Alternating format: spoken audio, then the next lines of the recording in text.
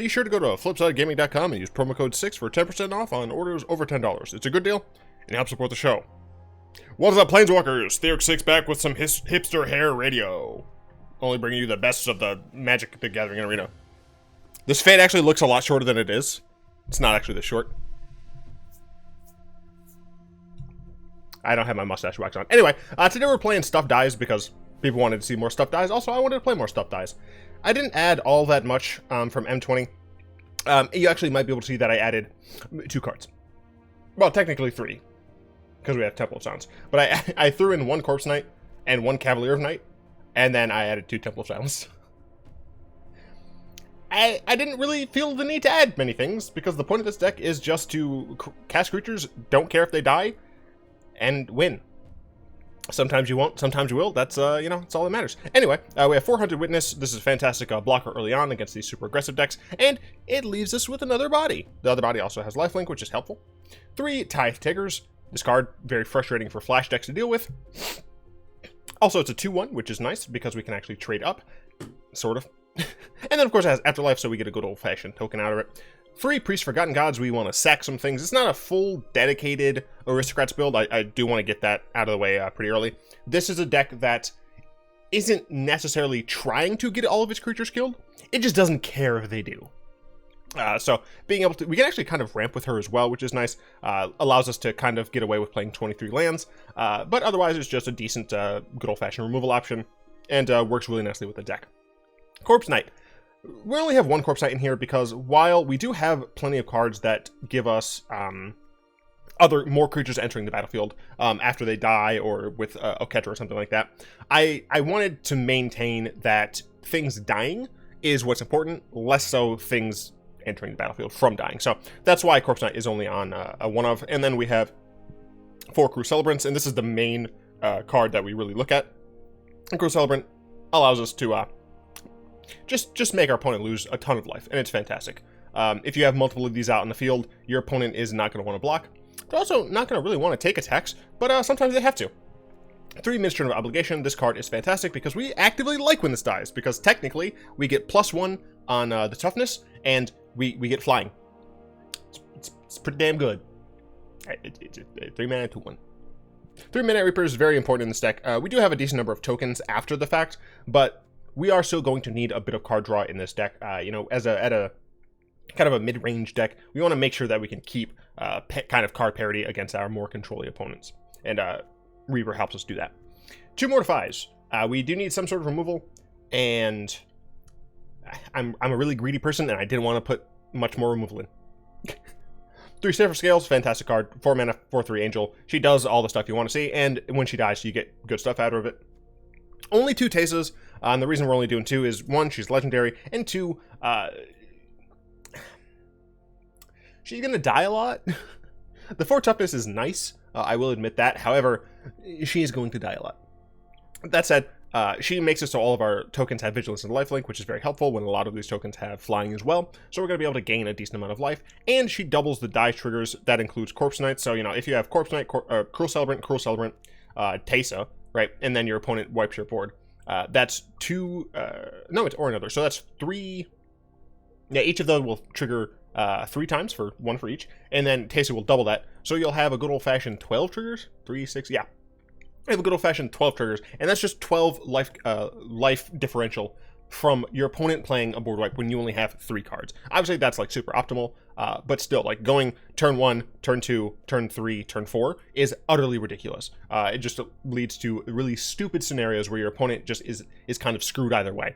2 Sorin, Vengeful Bloodlord. Sorin can just -4 to grab one of these delightful people, or good old get back a Priest or a Cruel Celebrant. Those are all fine. Any of these creatures to get back is really nice. And if you just have a nice board, you just gain some good old-fashioned lifelink. Always helpful. And you can plus to get something a little bit bigger, like one of these. Good old-fashioned God-Eternal Oketra. I absolutely love this card. You just get even more tokens, and when those tokens die, who cares? And then, of course, Oketra and her sister, when they die, we just put them back on top. Just put them back on top. Bontu, her sister, likes to sack our things, and Bontu can be essentially a way to finish our opponent if they don't have a board in which we can kind of run our guys into. We can attack our opponent, then we play down a Bontu, sacrifice all of our stuff, and then Cruel Celebrant celebrates cruelly, and our opponent dies. Also, she has Menace, which is cool. A single Cavalier of Night. I like the idea of this card, but I don't know how great it's going to be. Obviously, it's really nice with Teysa, but we do have a decent number of low drop creatures. So being able to, you know, sack a Haunted Witness and kill something, and then, like, later on, this dies, and we go and get a Cruel Celebrant back. After a single tick up on Sorin, we can then still have the Sorin, get this back from the graveyard to sack another thing. You know, it has a lot of upside. So I do think this card is probably going to show itself pretty well if we do see it. We only playing as a one-off. But I really wanted to keep these in it because I really like the gods. 2 Lilianas, fantastic in a deck like this. When stuff dies, we draw cards, we make some dudes, we make our opponent lose. Mana base, pretty much exactly this.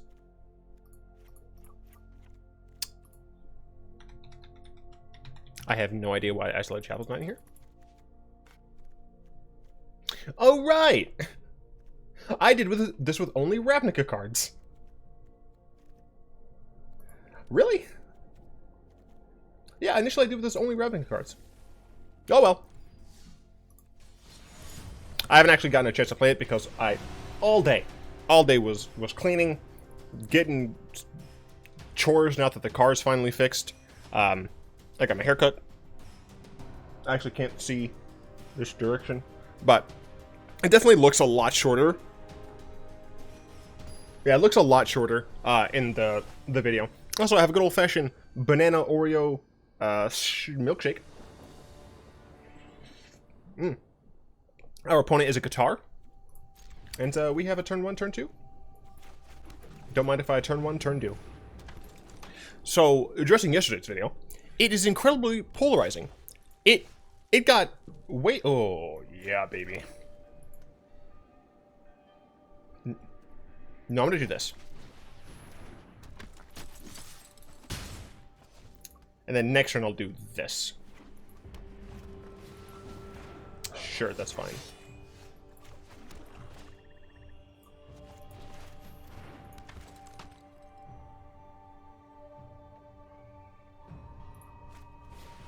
Yeah, it can kill my Tithe, or it can kill my Celebrant, but that's fine.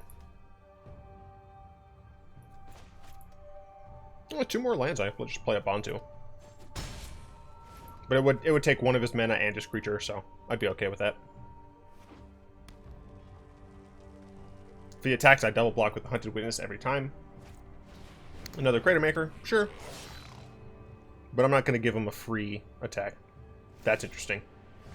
Does this only affect spells? No, and abilities! So my opponent can't even do this right now. Alright. I'm not going to attack with Tithe Taker. I'm just going to pass.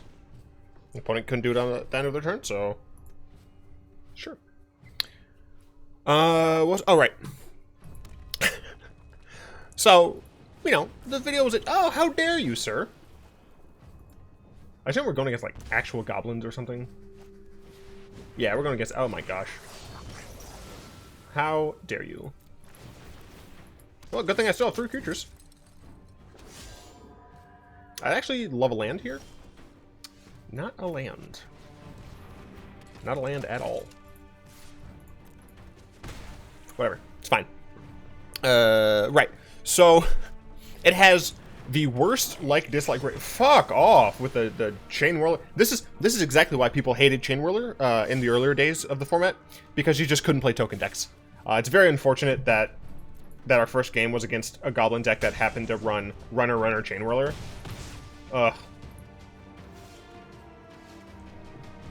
I mean, this is just gonna... Yeah, there's not even a reason to continue.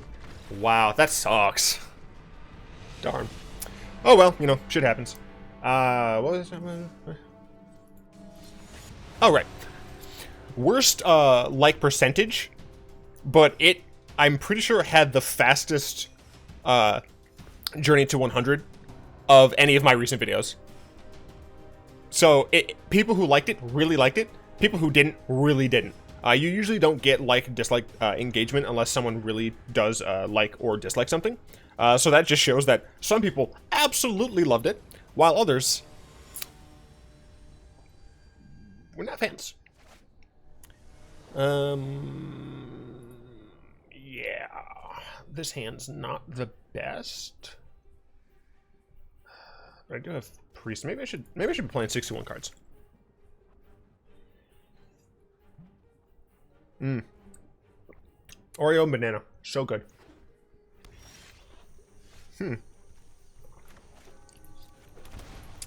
Interesting situation for my opponent. Ah, they're on BantShift. Yep. So I'm going to do this. And next turn, I'm going to play a Tithe Taker, play a Temple. The following turn, I can play an Oketra. Growth Spiral, sure. Another field, sure. So we're going to Temple of Silence. Cruel Celebrant, we're going to have 5 minutes. That should be fine to keep. I'll play this. I'll just pass. Okay, let's see what my opponent has. Luckily, they're really choked on colored sources here. Crisis for 3. That's okay.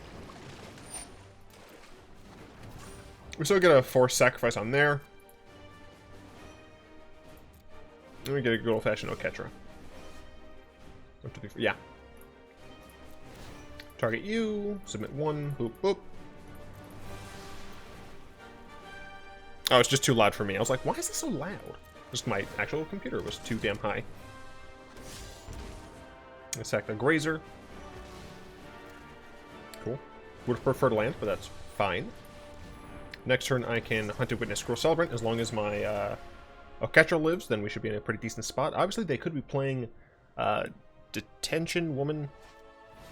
Don't even remember her name. 1, 2. Nope, that's just fine. 1, 2, 3, 4, 5, 6. Yeah. If they play a land here, then it would be in a bit of trouble. But luckily, they did not. Let's go ahead and play a Hunted Witness. And then I'm actually going to sack... Oh, target you. I'm going to sack this and this. So they lose their Crisis. I get to draw another card. Get some black. Cool. So I can play this, and now I have access to 5 mana? Yes. So... I think I want Cruel Celebrant down. But...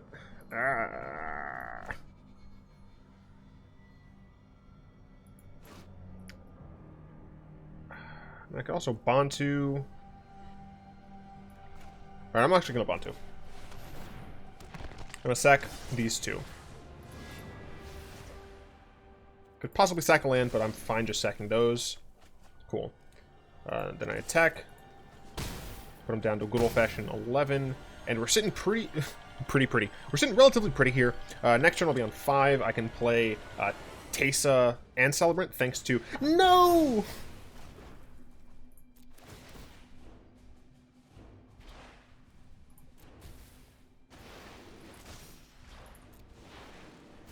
That's fine.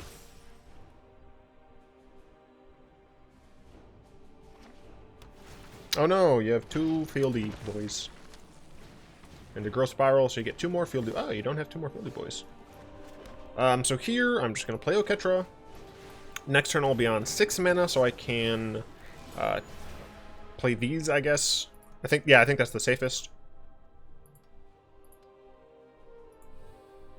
Cool. Route, sure. So the plan, the way we win this game is entirely off of the back of Cruel Celebrant and Teysa. I guess Seraph also helps quite a bit. We do need to be careful because they can just overwhelm us.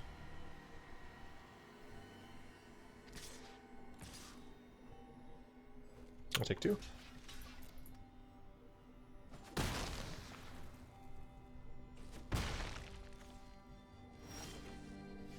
Corpse Knight. 2, 4, 6.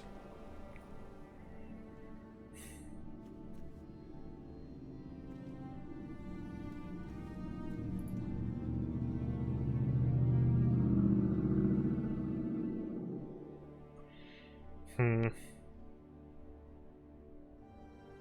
going to do this because it gives us the most creatures. And it still leaves us with It still like leaves us with the Celebrant out, even if we don't have Teysa just yet. But this way we can whittle our opponent down even more. Good, good, good, good. So our opponent's going to be at 7. They need to do something about the situation real quick. No attacks. I don't need to attack. My opponent's at 7. They get to just chump block. So it's functionally the same as just blocking. But if my creatures die, right, that's 3, 6, 7. So my opponent would be dead. If all of my creatures die here, my opponent dies. Scapeshift? Scapeshift is fine because they don't have haste. My opponent somehow has a way to give them haste and Bant. Then we have reason to worry. But I don't think we have reason to worry.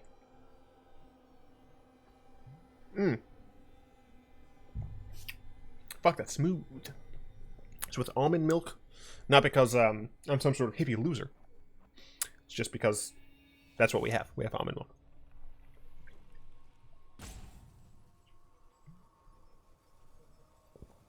Tastes fine. It is definitely different. I really don't drink almond milk either. Like, I kind of just stopped drinking milk altogether. Just not my bag, baby.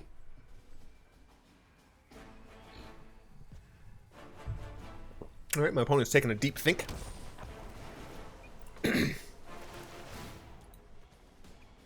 How the hell did that come in with 2?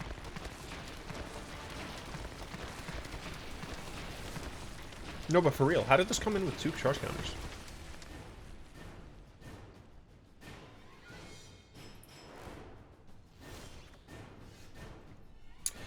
Let's see. So definitely Teysa.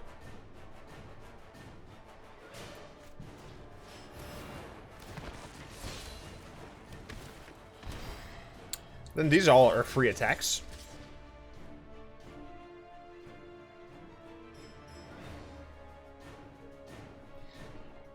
And they'll gain me a bit of health.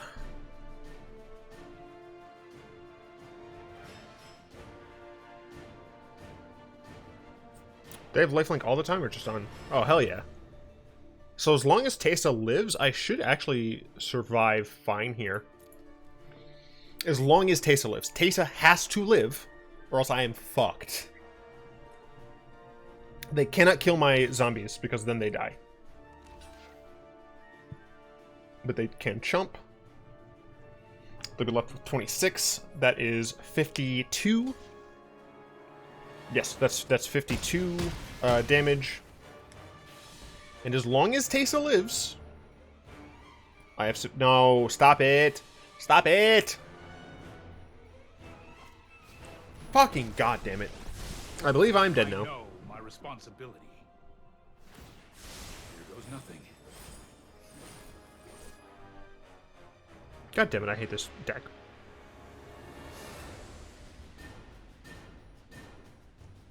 Man, if instead I drew Bontu, we would have been in a better position, but I guess I ordered them wrong.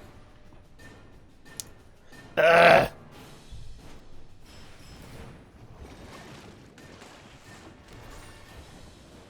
You just win, attack me.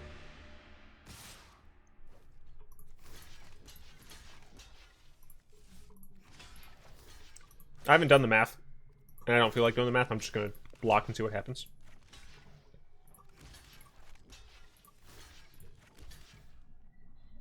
It's 20, so that's still 40 damage.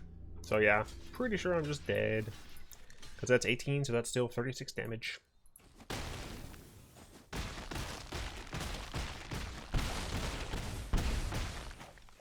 Fucking garbage.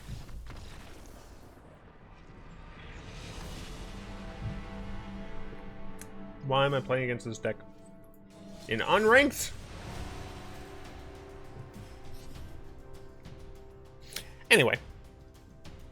Sunbro over on Discord asks, what color is most comfortable for you to play? It's definitely between black and white. I want to say black? Like, specific deck-wise, it's white, because I've played Death and Taxes so very long. But if we're looking at, like, just standard and stuff, I think it would have to be black. It's really close, though. It's really close. As didn't ask this, but what color is least comfortable for me to play? Probably red. For aggro, I never know if I'm being aggressive enough because I'm such a you know, conservative player. And then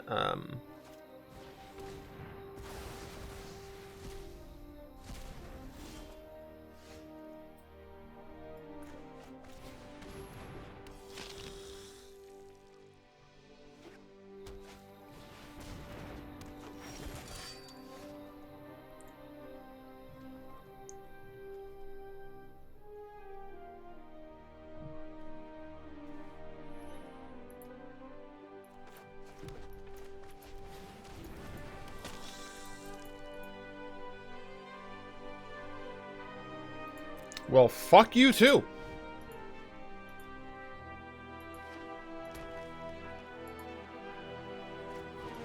Is this just big green plus black? This is just big green plus black. What the fuck? Fuck you. But also when I'm doing like combo-y shit, also quite hard. I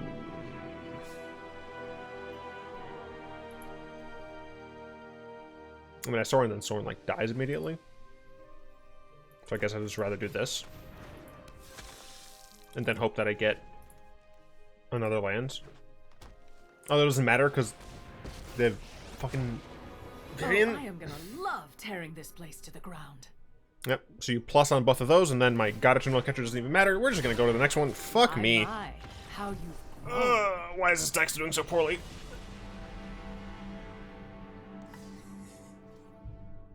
This is not how it's supposed to go. It's not how it's supposed to go. It's a philosopher without any of the vowels. This hand's fine.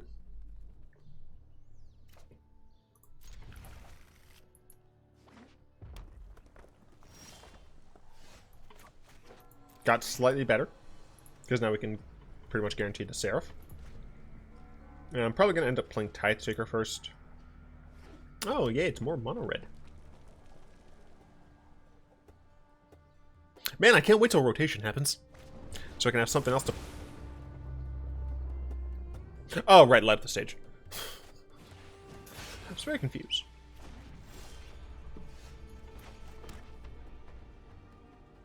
I guess at this point, Priest is slightly better if my opponent doesn't have exactly another shock. Because they're going to want to play the Steamkin.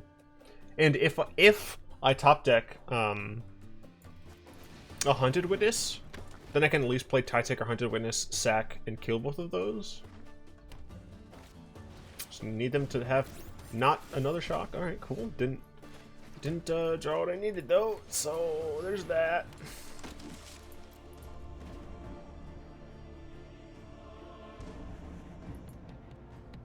What? Oh, right.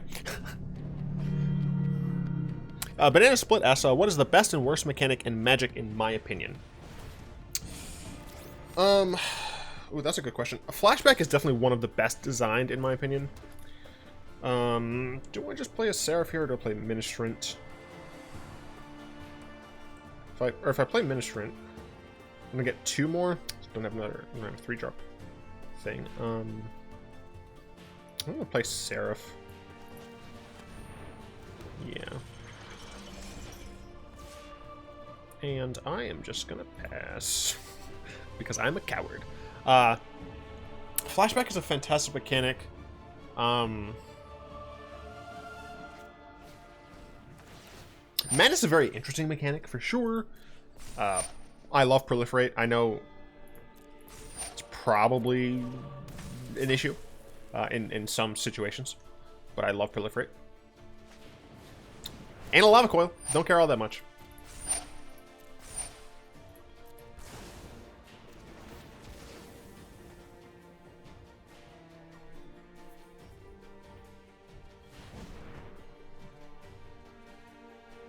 Oh, just so I couldn't do that? Sure, dude.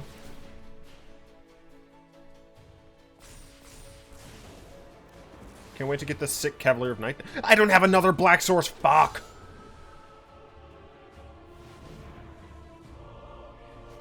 Chain Whirler? Okay.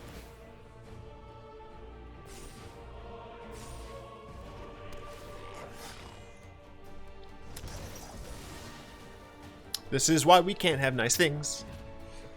As for least favorite mechanic, or worst mechanic, I'll take it. Fuck you.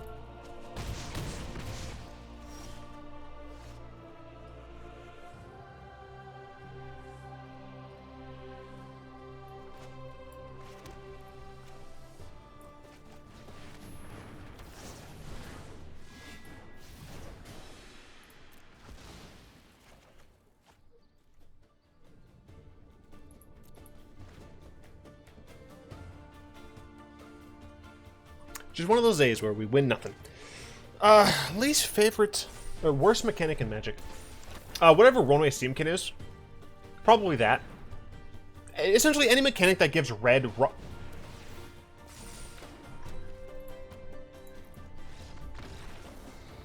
any mechanic that gives red raw card advantage. It's a bad idea. Damn. Banana Split, that's a good question. Best is hard. I think if you like polled a ton of Magic players, I would be willing to bet that Flashback is probably in the top 5. Probably in the top 3 for sure. Worst, I mean, you have like a lot of the Kamigawa ones. Sweep, I don't recall being very good. Whatever the like legendary spells were, whose name, Enduring Ordeal, Enduring, all of those spells. That mechanic, it was an interesting try at legendary spells, but it just didn't hit the mark great. Like, for what it's worth, like they're playable cards in there. It's just they're not really. The mechanic has very small space, and it doesn't play great. Flip from Kamigawa also isn't great. Beats in unison. Transform from Innistrad just does that way better. Which, you know, you gotta understand that stuff is iterative. You know, I don't think we would have necessarily had transform cards if we didn't have flip cards to begin with. Yeah,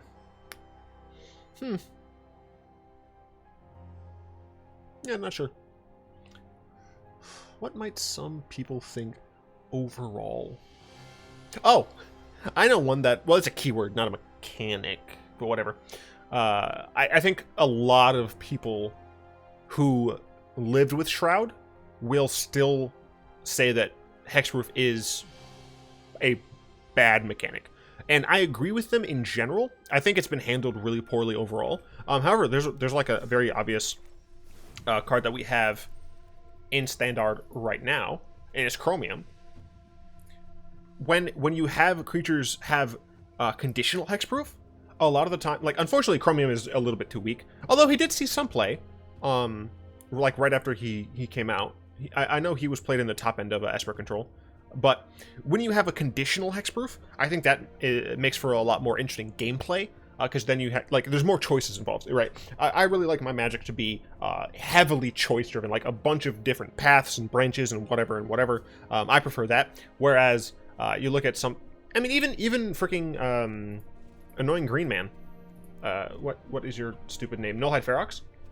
Even Nullhide Ferox has a way around the hexproof of it, and you can actually, you know, do something about it, right? And it comes with its own downside, right? So, like, this card, in general, isn't going to be in a deck that wants to put a bunch of enchantments on something, right?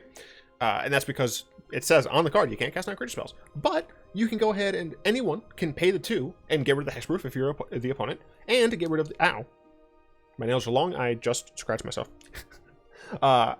And get rid of the can't play non-creature spells in the green deck. So, you know, things like that I think are fine. And actually, are there any hexproof cards that I think are just rude in Standard right now? I mean, like, that's totally fine. Hexproof from a color I think is interesting. Shalai doesn't give herself hexproof. Fuck this card.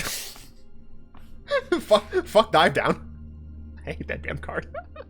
But I mean, for the most part, for the most part, not a lot of the hexproof stuff matters so much. Like Paradise Druid, that has hexproof, but you know, it's a mana dork, and it has that condition. It's only on a certain point. You know, this Vinemare is a little annoying. Carnage Tyrant is one of those cards that is a little annoying because it's like push stuff and whatnot. This card has seen a bunch of play, but you know, I think in general, hexproof should exist with a lot of those interesting limitations. And Shroud should be allowed to exist. It's ridiculous that we can't have Shroud as well, like just kind of there for certain cards. Whatever though, it's fine. We didn't win a single game today. Oh right, this was from me playing the Omniscience draft. Actually, once I went 7-1 in the Omniscience draft, and then of course we didn't win at all, which you know makes me sad. But I'm real. I'm gonna show you guys what I have. I'm not gonna fake it. Not gonna re-record. Also, I don't have any goddamn time. I would like to thank my lovely patrons, especially Salamander, Zin, Rexel, Croft, and Furry God for their continued support. If you'd like to join them in supporting the show, you can find links to that down in the description below. Or press that join button. Become a channel member today. I do, of course, hope you've enjoyed this video. If you did, go ahead and tap that like button, add subscription to your mana pool, cast a comment to the comment section down below, pass the turn and the vid to some of your friends, and of course, until next time, all will be one. I had to throw it in there. I had to do it.